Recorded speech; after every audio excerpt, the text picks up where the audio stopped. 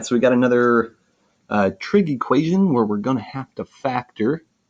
So the way I'm going to start this one, because I've got something to the second power and that same something to the first power, and a regular number, I guess, I'm going to go ahead and try to factor it using a little u substitution to make it cleaner. So I'm going to say u is equal to cosine. All right. So if I make my little substitution here, it's going to say 2u squared. Hopefully you see where that comes from. And then plus u minus 1. All right. So now we're going to factor this. You might want to use the old little cross method. I'm just going to factor it. I'm just going to factor it like I used to in high school. All right. So I know in order for these two terms to give me a 2u squared, I know it's got to be a 2u and a u. And I know that these two have to multiply to give me 1. So I know it's got to be a 1 and a 1. The minus sign here tells me these are going to be different signs. So it's either going to be plus minus or it's the other way around. So let me try this version first. All right, 2u times negative 1. All right, that would be a negative 2u. And then in the middle, I'd have positive 1 times a positive u, which would be a positive u. All right, if I combine terms, I would get a negative 1u, but I was hoping to get a positive 1u. So that is not it. So I need to try it the other way around. I need to put my plus sign here and my minus sign there. All right. All right, and then you'd want to double check to make sure this actually works. You'd get a positive 2u on the outside, and you'd get a negative u. Well, a positive 2 and a negative 1, that will give me a positive 1 in the middle. So this is the factored form.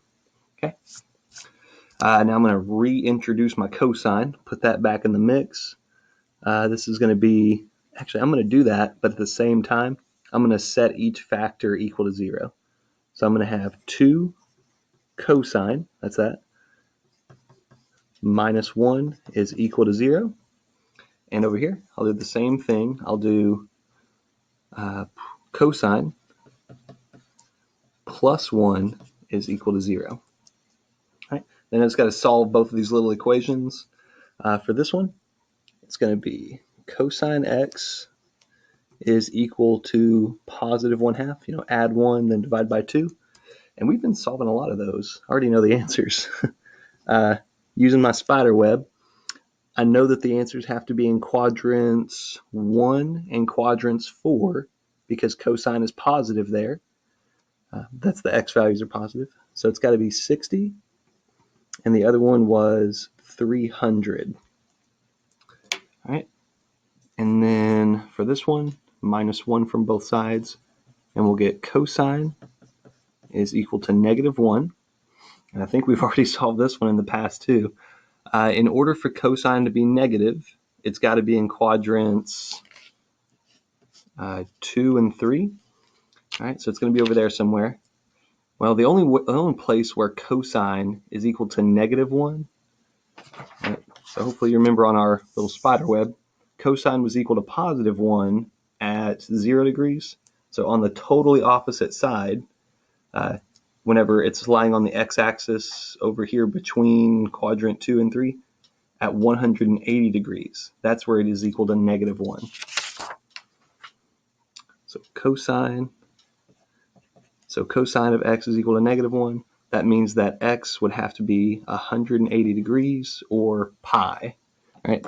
And again, if you want to, you could use, in that case, you could use inverse cosine. And that would give you the answer on that one as well. All right. All right, so these would be our answers for this. If we wanted to do them in radians, of course, this would be pi over 3. This one would be 5 pi over 3. And then this one, for 180, that would just be pi. And that's it. I mean, that one was a piece of cake. That's good for this one.